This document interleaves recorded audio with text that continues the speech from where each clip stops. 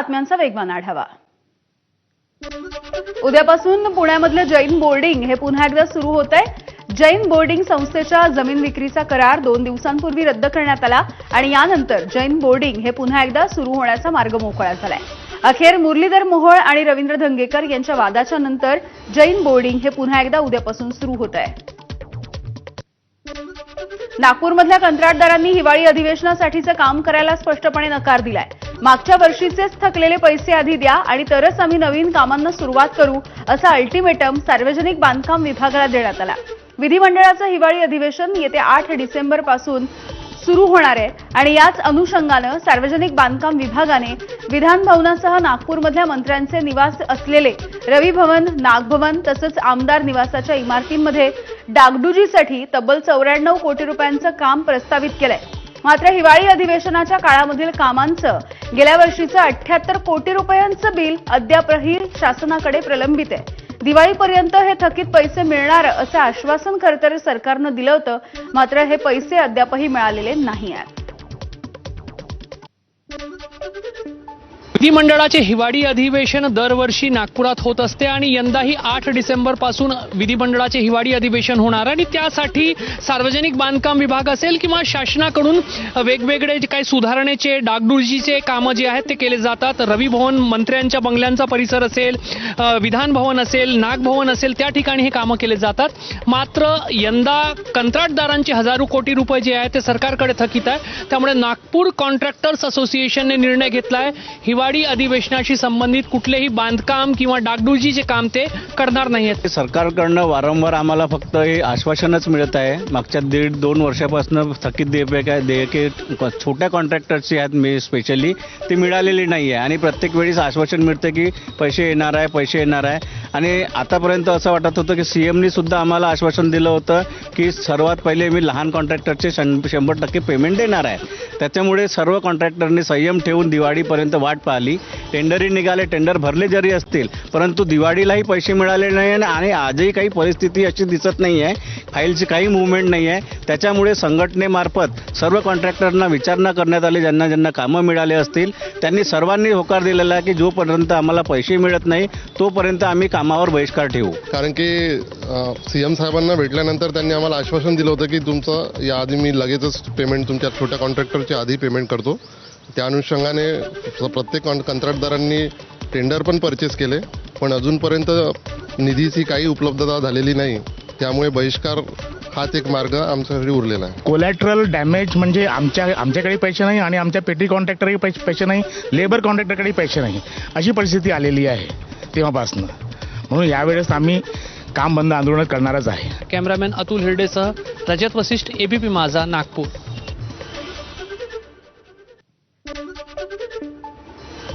ठाणे, नवी मुंबई आणि कल्याणच्या वेशीवरती आता बिझनेस हब तयार होणार आहे। बुलेट ट्रेनच्या ठाणे स्थानकाच्या भोवती तब्बल 1300 एकर जागेची या हबसाठी निवड होणार आहे आणि यामुळे 4ही महानगरपालिकांच्या विकासाला आता गती मिळू शकेल। नव्या बिझनेस हबसाठी ठाणे महानगरपालिकेची नोडल एजन्सी म्हणून निवड केली जाईल। जपान इंटरनॅशनल कॉर्पोरेशन एजन्सी अर्थातच जायका याच्या मार्गदर्शनाखाली बीकेसी पेक्षा देखील अत्याधुनिक असं हे नवीन बिझनेस हब होणार आहे। यासाठी ठाणे महानगरपालिका आणि केडीएमसीच्या हद्दीमधील 1300 एकर इतक्या विस्तीर्ण क्षेत्रामध्ये बिझनेस हबची रूपरेषा आखण्यात आली। निळजे ग्रोथ सेंटर, ऐरोली काटई मार्ग, कल्याण तळोजा मेट्रो लाईन या प्रकल्पांच्या भूमिका सुद्धा या बिझनेस हबसाठी महत्त्वाच्या असतील। सिडकोच्या खारघर इथल्या प्रस्तावित कॉर्पोरेट पार्कला हे बिझनेस हब जोडलं जाणार आहे। महाराष्ट्र केसरी सिकंदर शेख अवैध पिस्तूल विक्रीच्या प्रकरणी आता त्याला अटक झालेली आहे। पंजाब पोलिसांनी शस्त्र तस्करीच्या प्रकरणी ही कारवाई केली। या कारवाईच्या विरोधामध्ये महाराष्ट्रामधील पैलवान मुख्यमंत्री आणि उपमुख्यमंत्र्यांना निवेदन देणार आहेत। उत्तर भारतामधील पैलवानांच्या छाताडावरती बसण्याचं काम हे सिकंदरनं केलं आणि त्यामुळे त्याला या सगळ्या प्रकरणामध्ये अडकवलं गेलं असा दावा पैलवान संतोष वेताळ यानं केलाय। यासोबतच सिकंदरला अडकवलं असून त्याच्यावरती अन्याय होत असल्याची भावना हिंद केसरी संतोष वेताळ यानं व्यक्त केली आहे। एका कुस्तीमध्ये 3 ते 4 लाख रुपये मिळत होते। वर्षाला त्याला 4 ते 5 कोटी रुपये कुस्तीच्या कुस्ती खेळल्यानंतर मिळत होती. मग त्याला रिव्हॉल्वर विकायची काय गरज आहे मला तुम्ही सांगा. त्याच्या काय बेकारी आली होती, गरिबी होती, असा काही विषय नव्हता. आता तो आत गेल्यापासून त्याच्या 5 ते 6 कुस्त्या बुडल्या. 6 कुस्त्या म्हणजे त्याचं 18 लाख रुपये बुडलं, 3 लाख रुपये धरलं तर. असं रिव्हॉल्वर विकून त्याला किती पैसे मिळणार होते हा पण विचार देवेंद्र फडणवीस साहेबांना किंवा शिंदे साहेबांना भेटून आम्ही सांगणार आहे.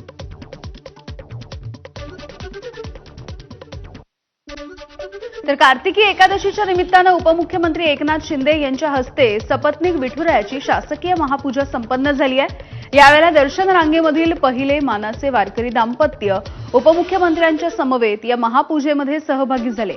नांदेडच्या हिमायतनगरमधील पोटा गावचे रामराव वालेगावकर आणि सौ सुशीलाबाई वालेगावकर हे कार्तिकी एकादशीच्या निमित्ताने मानाचे वारकरी ठरले.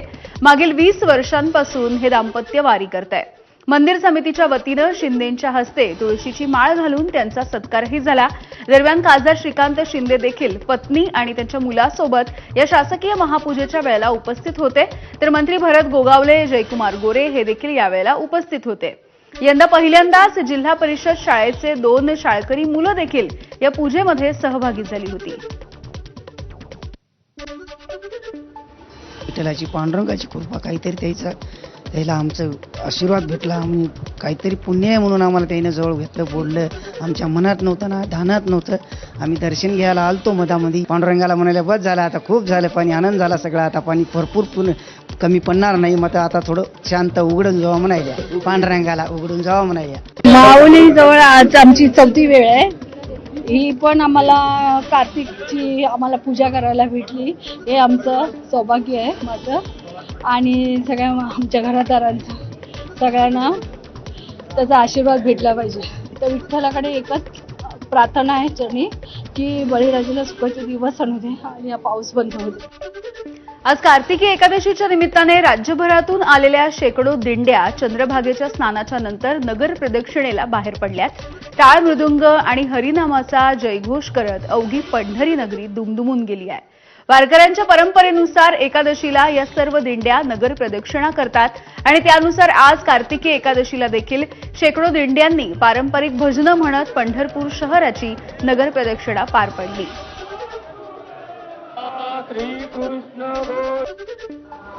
तिकडे साईबाबांच्या शिर्डीमध्ये देखील आज कार्तिकी एकादशीच्या निमित्तानं उत्साह बघायला मिळाला. साईंच्या समाधीवरती विठ्ठलाची प्रतिमा ठेवण्यात आली असून साईंच्या मूर्तीला सुवर्ण आभूषणांसह तुळशीपत्रांची माळ देखील परिधान करण्यात आली आहे. साईबाबांचं विठ्ठलरूपी दर्शन घेण्यासाठी सकाळपासून भाविकांची मांदियाळी दिसतीये. साई मंदिरामध्ये दररोज शिर्डी माझे पंढरपूर ही आरती संपन्न होत असल्यामुळे विठुरायाचं आणि साईबाबांचं आध्यात्मिक नातं जपण्याचं काम आजही साई संस्थानाकडून केलं जात आहे. आज कार्तिकी एकादशीच्या निमित्तानं राज्यभरातून आलेल्या शेकडो दिंड्या चंद्रभागा स्नानाच्या नंतर नगर प्रदक्षिणा करण्यासाठी बाहेर पडतायत. टाळ मृदुंग आणि हरिनामाच्या जयघोषामुळे अवघी पंढरी नगरी दुमदुमून गेलेली आहे. परंपरेच्या नुसार या एकादशीच्या दिवशी सर्व दिंड्या नगर प्रदक्षिणा करत असतात.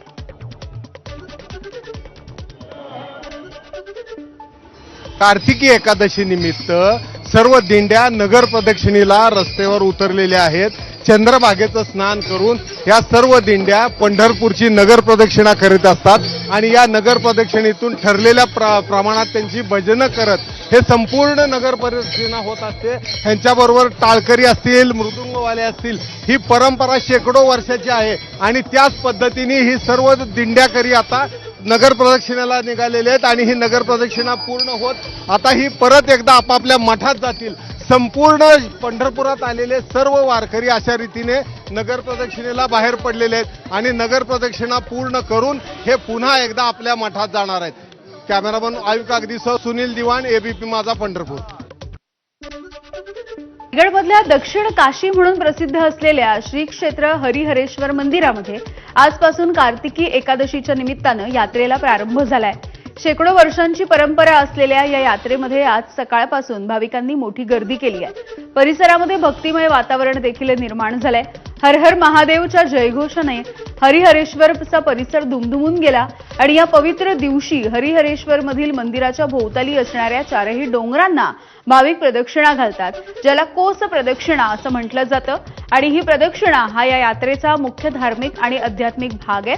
सुमारे 12 किलोमीटर लांबीच्या या प्रदक्षिणा मार्गावरती देखील दिवसभर भाविकांची मोठी गर्दी आहे. पुरंदरमधल्या गुळुंचे या गावामध्ये काटेबारसची यात्रा मोठ्या उत्साहामध्ये संपन्न झाली आहे. ज्योतिर्लिंग देवाच्या काटेबारस यात्रेच्या निमित्ताने अनेक काट्याच्या ढिगाऱ्यामध्ये उडी घेतली की देवाची भेट होते असं इथले स्थानिक सांगतात. ज्योतिर्लिंगाची बहीण आसावरी ही रुसून गेली होती. तिला आणण्यासाठी गेलेल्या ज्योतिर्लिंगांनी पश्चाताप म्हणून काट्यांच्या ढिगाऱ्यामध्ये लोळण घेतली आणि तेव्हापासून ही प्रथा सुरू आहे अशी आख्यायिका सांगितली जाते. दरवर्षी ही काटेबारसची यात्रा या ठिकाणी मोठ्या उत्साहामध्ये संपन्न होते.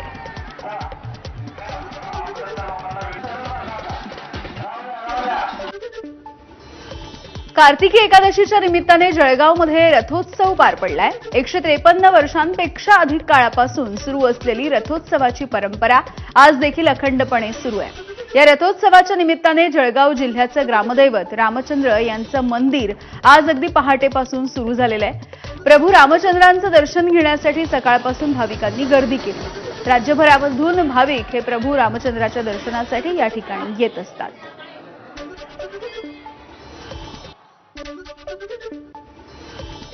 पुढची एक ब्रेकिंग बातमी जाणून घेऊयात. महाविकास आघाडीच्या विरोधामध्ये भाजप उद्या पत्रकार परिषद घेणार आहे. महाविकास आघाडीच्या बाबत भाजप पत्रकार परिषदेमध्ये काही भांडाफोड देखील करणार असल्याची माहिती मिळते. तर मंत्री आशिष शेलार हे उद्या ही पत्रकार परिषद घेणार असल्याचं कळतंय. सत्याचा मोर्चा काल महाविकास आघाडीनं आणि मनसेनं एकत्रितपणे काढलेला होता.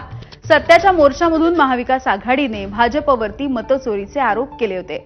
भाजप या सगळ्या आरोपांना उद्याच्या पत्रकार परिषदेच्या माध्यमातून कशा पद्धतीने उत्तर देणार हे बघणं महत्त्वाचं ठरणार आहे. अभिषेक मुठाळ आमचे प्रतिनिधी आपल्याला अधिकची माहिती देतील. अभिषेक, वोट चोरीच्या आरोपांबाबत भाजपकडनं कुठंतरी मोठ्या प्रमाणात पुरावे जे आहेत ते आपल्याला या पत्रकार परिषदेमध्ये सादर करण्यात येणार असल्याची सूत्रांची माहिती आहे. मवियाच्या मोर्चाला उत्तर देण्यासाठी भाजप नेते आशिष शेलार हे उद्या पत्रकार परिषद घेणार आहे आणि या पत्रकार परिषदेच्या माध्यमातून मवियाच्या आरोपांचा जो भांडफोड आहे तो प्रयत्न करणार असल्याची माहिती ही भाजपमधल्या सूत्रांना मिळालेली आहे. राज आणि उद्धव ठाकरेंनी केलेल्या आरोपांवर शेलार नेमकं काय बोलतात हे बघणं महत्वाचं असणार आहे. मात्र महाराष्ट्रातल्या राजकारणाला हादरवून टाकणारे खुलासे करण्यात येतील अशा प्रकारची माहिती देखील भाजपमधल्या विश्वसनीय सूत्रांकडून मिळते. अगदी त्यामुळे उद्या या दोन महत्त्वाच्या पत्रकार परिषदा असतील. एकीकडे उद्धव ठाकरेंची पत्रकार परिषद आणि त्याच वेळेला भाजपचे नेते आशिष शेलार यांची देखील पत्रकार परिषद उद्या होणार आहे. धन्यवाद अभिषेक माहितीसाठी. पुन्हा एकदा उर्वरित बातम्या. यंदाच्या वर्षी नोव्हेंबर महिन्यामध्ये देखील पावसाच्या सरी सध्या बरसतायत. किमान तापमान सरासरीच्या तुलनेमध्ये अधिक राहील अशी देखील शक्यता आहे. त्यामुळे या महिन्यामध्ये थंडीचा जोर देखील कमी होणार असल्याची शक्यता वर्तवली जाते आहे. नोव्हेंबर महिन्यामध्ये राज्यासोबतच संपूर्ण देशभरामध्ये सरासरीपेक्षा अधिक पावसाची शक्यता आहे. ऑक्टोबर महिन्यामध्ये राज्यात सरासरीच्या 5% अधिक पाऊस झालाय. भारतीय हवामान विभागानं हा अंदाज व्यक्त केलाय. तर पावसाच्या संदर्भात मुंबईकरांसाठी एक महत्त्वाची बातमी, कारण मुंबईमध्ये पुढचे 5 दिवस पावसाळी वातावरण राहण्याची शक्यता आहे. मुंबईमध्ये पुढील 2 दिवस हलका ते मध्यम स्वरूपाच्या पावसाचा अंदाज देखील आहे. हवामान विभागानं ही शक्यता वर्तवली आहे. बंगालच्या उपसागरामध्ये आणखी एक कमी दाबाचं क्षेत्र तयार होत आहे आणि यामुळे राज्यामध्ये काही ठिकाणी नोव्हेंबरच्या या पहिल्या आठवड्यामध्ये देखील पाऊस सुरू राहतोय. पालघर जिल्ह्यामध्ये मागच्या काही दिवसांपासून अवकाळी पावसानं पुन्हा एकदा दमदार पद्धतीने हजेरी लावली. परतीच्या पावसामुळे पालघरमधल्या भात शेतीचं मोठ्या प्रमाणावरती नुकसान झालंय. तयार झालेल्या भाताचं पीक हे या आसमानी संकटामुळे जमीनदोस्त झालंय. त्यामुळे शेतकऱ्यांच्या हातातोंडाशी आलेला घास देखील या पावसानं हिरावलाय. भात उत्पादक शेतकरी सध्या हवालदिल झालाय. यंदा पाऊस चांगला झाला आणि त्यानंतर जे भात शेती असू द्या किंवा इतर पिकं आहेत ती बहरू लागली होती, चांगली फुलली सुद्धा होती, चांगला दाणा निर्माण झाला होता. मात्र त्यानंतर जो अवकाळी सुरू झाला, ह्या अवकाळीमुळे पूर्ण ह्या पिकांचं नुकसान आहे ते झालं. मी सध्या आपण बघू शकतो ह्या भाताच्या शेतांमध्ये आहे. आपण बघाल तर अक्षरशः या भातांना जे मोड आहेत, अगदी दाण्यामधून जे मोड आहेत ते आलेले आहेत. आणि आपण चहूकडे असं पाहायला गेलं तर बघाल तर सगळीकडेच हे भात पीक आहे ते खाली पडलेलं आहे, अगदी झोपून गेलेलं आहे. आणि चहूकडे बघाल तर सगळीकडे आपल्याला इकडे भात शेती दिसते. ह्या भात शेतीचं मोठ्या प्रमाणात नुकसान झालं. आता हे जे पीक आहे ते घरात न नेण्यासारखं झालेलं आहे, कारण ह्या दाण्याला आहे पूर्ण मोड आले, त्याच्यामुळे ते दाणे आता वापरण्यासारखेच राहिलेले नाहीत. शेती 7 एकर एवढी शेती आहे, पण शेत सगळं पाण्याच्या खाली रुजून गेलेलं आहे. आम्हाला शेतलं काहीच नेता आलेलं नाही, आमच्याकडे कोणीच आलेलं बघायला नाही. कुठलाच माणूस अधिकारी, कुठलाच ग्रामसेवक कोणीच नाही आले कुठे. तर आम्ही हे शेती करत होतो ते सगळं पाण्यात रुजून गेलेलं आहे. आणि हे पीक आम्हाला ची मोजमापणी करून त्याची भरपाई आम्हाला करून पाहिजे सरकारकडून. ह्यामध्ये सरकार किंवा जे शासन आहे ते कशा प्रकारे या शेतकऱ्यांना दिलासा देतं हे पाहणं महत्त्वाचं ठरणार आहे. संतोष पाटील, एबीपी माझा, पालघर. छत्रपती संभाजीनगरच्या गंगापूर तालुक्यामधील सायगाव, गोपाळवाडी, शंकरपूर, शिल्लेगाव, बुटेगाव, वैजनापूर, सायगाव या सगळ्या भागामध्ये जोरदार पाऊस झालाय. यामुळे शेतामध्ये पाणीच पाणी झालंय. शेतकऱ्यांच्या हातामध्ये यंदा काही येतंय की नाही असाही प्रश्न आहे. हिंगोली जिल्ह्यामध्ये पावसानं हजेरी लावली. हिंगोली शहरासोबतच ग्रामीण भागामध्ये देखील जोरदार पाऊस झाला. या पावसाचा शेतामधल्या सोयाबीन, कापूस या पिकासह भाजीपाला पिकांना सुद्धा मोठा फटका बसण्याची शक्यता आहे. तर जिल्ह्याभरामध्ये सगळीकडे ढगाळ वातावरण बघायला मिळत आहे. परभणीमध्ये पुन्हा एकदा पावसानं हजेरी लावली. शहरासह जिल्ह्यामधील वेगवेगळ्या भागामध्ये जोरदार पाऊस झाला. पावसामुळे शहरामधल्या रस्त्यांवरती पाणीच पाणी आलंय. तर ग्रामीण भागामध्ये काढणीला आलेल्या कापसाचं देखील मोठं नुकसान झालं. हवामान बदलामुळे कोकणामध्ये सर्वदूर पाऊस कोसळतोय. यामुळे याचा परिणाम इथल्या भात शेतीवरती आणि आंबा बागायतदारांवरती देखील झालाय. यावर्षी पेरणीपूर्व पावसानं मे महिन्यामध्ये हजेरी लावली. आधीच शेतकऱ्यांच्या पेरण्या रखडल्या होत्या आणि यामध्ये आता परतीच्या पावसामुळे हातातोंडाशी आलेलं भाताचं पीक हे डोळ्यांच्या समोर पाण्यामध्ये सडून चाललंय. त्यामुळे कोकणातला शेतकरी हवालदिल झालाय. दरम्यान मुसळधार पावसामुळे नुकसान झालेल्या शेतकऱ्यांच्या शेतीचे पंचनामे करण्याचे निर्देश मुख्यमंत्र्यांनी दिल्याची माहिती उद्योगमंत्री उदय सामंत यांनी दिली आहे. मात्र असं असलं तरी सुद्धा विदर्भ आणि मराठवाड्यामधल्या शेतकऱ्यांना ज्या पद्धतीनं मदत दिली जाते त्याच पद्धतीची मदत कोकणामधल्या शेतकऱ्यांना द्यावी असं पत्र ठाकरेंच्या शिवसेनेचे नेते भास्कर जाधव यांनी कृषी मंत्र्यांसह मुख्यमंत्र्यांना देखील दिलं आहे. मागील काही दिवसांपासून सुरू असलेला पाऊस आणि खराब हवामानाचा मासळी उत्पादनावरती थेट परिणाम होतोय. रायगड जिल्ह्यामध्ये आवक घटल्यामुळे बाजारामध्ये कमी प्रमाणावरती मासळी उपलब्ध झाली. त्यामुळे उपलब्ध असलेल्या मासळीचे दर वाढले. ग्राहकांनी देखील माशांच्या खरेदीकडे पाठ फिरवली आहे. सुरमई, पापलेट, कोळंबी, बांगडा, रावस या माशांची किंमत ही वाढतेय. त्यामुळे ग्राहक सध्या कमी प्रमाणात माशांची खरेदी करतायत. 27 ते 31 ऑक्टोबर या 5 दिवसांमध्ये भंडारा जिल्ह्याला परतीच्या पावसानं अक्षरशः झोडपून काढलं. परिपक्व झालेल्या आणि हातातोंडाशी आलेल्या भाताच्या पिकाचं प्रचंड नुकसान झालंय. जिल्ह्यामधील 474 गावामधील सुमारे 43,000 शेतकऱ्यांना या परतीच्या पावसाचा फटका बसलाय. 18,000 हेक्टर क्षेत्रामधलं भात पीक आणि भाजीपाला पिकांना याचा फटका बसलाय. भंडारा जिल्हा प्रशासनानं नुकसानग्रस्त शेतीचे तातडीने पंचनामे करायला सुरुवात केली आहे. अंतिम अहवाल राज्य सरकारकडे तातडीने पाठवण्यात येणार आहे. परतीच्या पावसाचा सर्वाधिक फटका हा साकोली तालुक्याला बसलाय. 25,730 शेतकऱ्यांच्या 9,000 हेक्टरमधलं भाताचं पीक आणि भाजीपाल्याच्या पिकांचं मोठं नुकसान झालंय. सततचा पाऊस आणि ढगाळ वातावरणामुळे आंबा फळबागा याच्यावरती देखील परिणाम झाला. फळबागांवरती कीड रोगाचा देखील प्रादुर्भाव झाला. त्यामुळे शेतकरी आपल्या आंबा बागा वाचवण्यासाठी ट्रॅक्टरच्या सहाय्याने फवारणी करत असल्याचं चित्र सध्या वाशिम जिल्ह्यामध्ये दिसून येत आहे. लोणार सरोवरामध्ये चक्क मासे आढळले. त्यामुळे खळबळ माजली आहे. लोणार सरोवरामध्ये सजीव जगत नाहीत. उल्कापातामुळे निर्माण झालेल्या या सरोवरामधील पाणी हे अल्कधर्मी आहे. लोणार सरोवरामधील पाण्याचा पीएच हा नेहमी 10 किंवा 11च्या दरम्यान असतो. त्यामुळे इथे याआधी कोणतीही सजीव सृष्टी आढळलेली नव्हती. त्यामुळे आता लोणारमध्ये हे मासे आले तरी कुठून, हे मासे इथे जगले कसे, असे देखील अनेक सवाल आहेत. गेल्या काही दिवसांपासून या परिसरामध्ये अतिवृष्टी सुरू आहे. तसंच लोणार शहराचं सांडपाणी देखील याच लोणार सरोवरामध्ये सोडण्याचे गंभीर प्रकार समोर येत आहेत. त्यामुळे सरोवराची जैवविविधता धोक्यात आली होती. आता हे मासे आढळले त्यामुळे खळबळ माजली.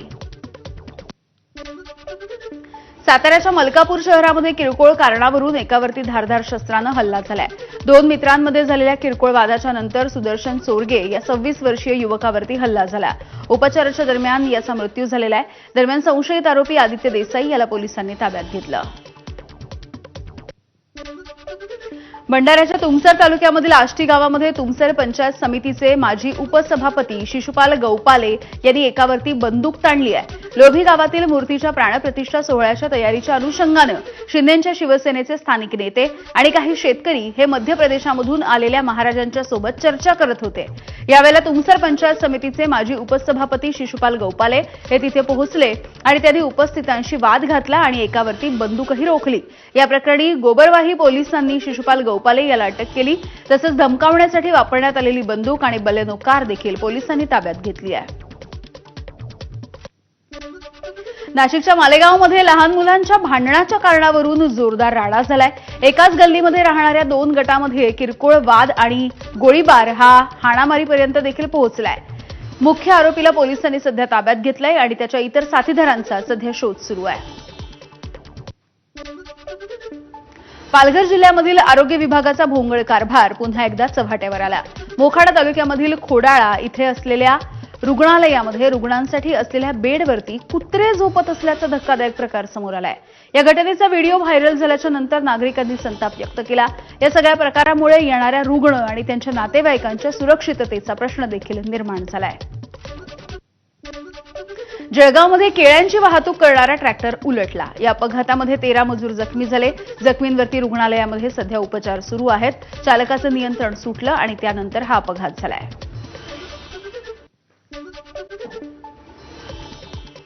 आणि या सगळ्या